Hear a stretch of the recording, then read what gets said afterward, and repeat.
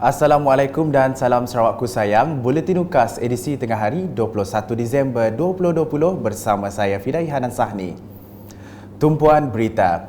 Kebanyakan pesakit yang memerlukan rawatan dialisis di daerah lawas terpaksa pergi ke Kota Kinabalu, Sabah, Limbang atau Miri. Timbalan Ketua Menteri Dato' Amar Awang Tengah Ali Hassan berkata, oleh yang demikian, keperluan sebuah pusat rawatan hemodialisis kini diwujudkan di lawas. Katanya, rundingan telah dibuat kepada Pengarah Jabatan Kesihatan Negeri JKN Sarawak sebelum ini, namun terdapat masalah kekurangan kaki tangan. Untuk itu, dicadangkan supaya kaki tangan kesihatan yang sedia ada di Hospital Lawas diberikan latihan mengendalikan mesin dialisis tersebut dan akhirnya mendapat persetujuan. Beliau berkata demikian dalam majlis penyerahan mesin dialisis kepada Hospital Lawas pada Jumaat. Terdahulu, Dato' Amar Awang Tengah yang juga Ahli Dewan Undangan Negeri Adun Bukit Sari telah mendengar taklimat berhubung pembinaan pusat itu serta keperluan penambahan mesin dialisis bagi menampung jumlah pesakit yang semakin bertambah bilangannya. Beliau turut mengucapkan terima kasih kepada Sabati dan Sarawak Energy Berhad SEB kerana telah menyumbang mesin baru untuk keperluan pusat hemodialisis lawas itu.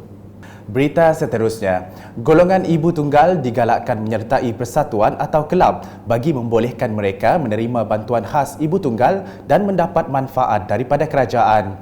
Menurut Menteri Pengangkutan Sarawak, Datuk Lee Kim Shin, selain menerima bantuan, mereka juga boleh mendapatkan khidmat nasihat mahupun penyelesaian masalah bagi meringankan beban yang ditanggung. Berikut menurut beliau semasa berucap di program Back to School tahun 2021, anjuran Kelab Sosial dan Kebajikan Harmoni di Restoran Eastwood Valley Miri pada Ahad. Datuk Lee yang juga Adun Senadin turut menyarankan ibu tunggal memberikan perhatian terhadap pendidikan anak-anak walaupun ekonomi pada masa kini tidak menentu. Dalam majlis itu, seramai 127 pelajar sekolah menengah dan rendah serta 16 orang mahasiswa menerima bantuan berbentuk wang tunai, hamper, pakaian seragam sekolah dan barang keperluan sekolah. Berikut pula, adat dan budaya yang diwarisi turun-temurun harus dikekalkan sebagai imej suatu kaum dan bangsa itu. Menurut Menteri Muda di Jabatan Ketua Menteri, Undang-Undang dan Adat Bumi Putera Sarawak, merangkap Adun Kakus Datuk John Siki Tayai, ini boleh diteruskan menerusi golongan belia hari ini supaya tidak ditelan zaman. Banyak dokumen identiti kita. Tanda kita ini artinya bakal kita yang dari Tuhan adat asal kita untuk bangsa nama asal dan produk dan kekal kita orang nak nemu bahasa Sabah. Jangan mana kau perlu tadi. Sebenarnya kita tu pupus. Aduh kita siti kelab siti nama kita siti persatuan ini lah ke aduh ke adat asal kita. Ya, kita bisa tak tahu adat asal kita itu. Jadi aduh ke kita aduh mana-mana. Udah ya pilih kita sampai jadi ketua, udah nama program kita adanya. Program kita perbaiki adat kita sendiri. Demikian jelasnya semasa berucap di Majlis Pemimpin Bersama Rakyat yang diadakan di Rumah Jalong, Nangabuan, Tatau pada Sabtu. Dalam pada itu, beliau turut menegaskan agar pemilik tanah di kawasan tersebut membuat permohonan kepada Jabatan Tanah dan Survey untuk disukat di bawah Seksyen 18 selepas mendapat Seksyen 6.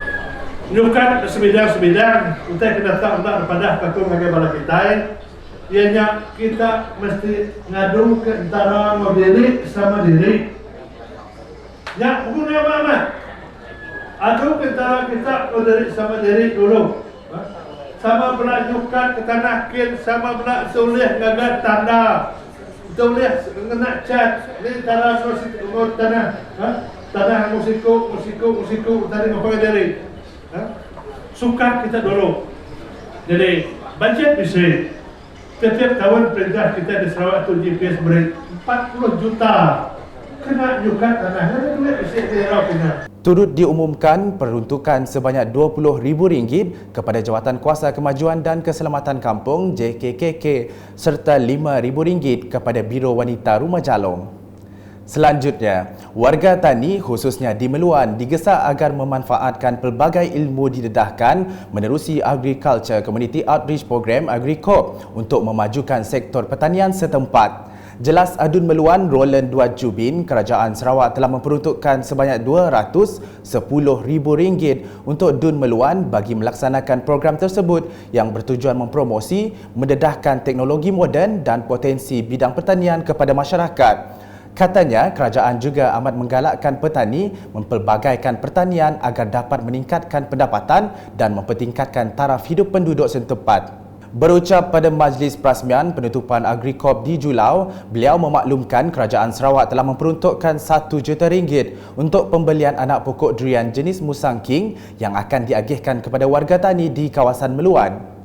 Beralih ke laporan di kawasan Dun Telian yang terus menikmati pelbagai kemudahan asas yang bakal mengubah lanskap pembangunan di kawasan itu. Adun Telian Yusip Nosh Balo berkata, ini termasuk pelaksanaan projek Jalan Ulu Bauh ke Nanga Bauh sepanjang 7 km dengan peruntukan RM14 juta telah ditender pada awal Disember 2020. Jadi nak kebuah kita nanti ketika tembuk jalannya lagi Arab tahun baru pula kita boleh merancang nanti logi kita buat selangaunya udah tembuk pahit ke di anjuang sedang yang kita itu saya pahit boleh datang bilik dia lagi kena cover ke sawah kita ya. Kali udah kita dulu tu isi magang elektrik dan aku jalannya elektriknya sikit nanti jalannya udah tembuk. Beliau berkata demikian semasa berucap di program pra-Christmas bertempat di Rumah Simu, Ulu Bauh Mukah pada Ahad.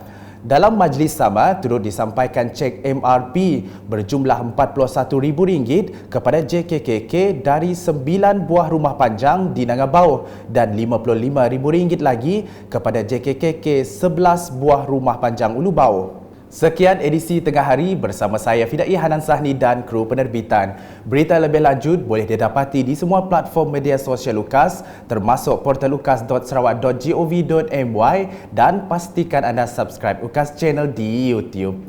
Salam UKAS.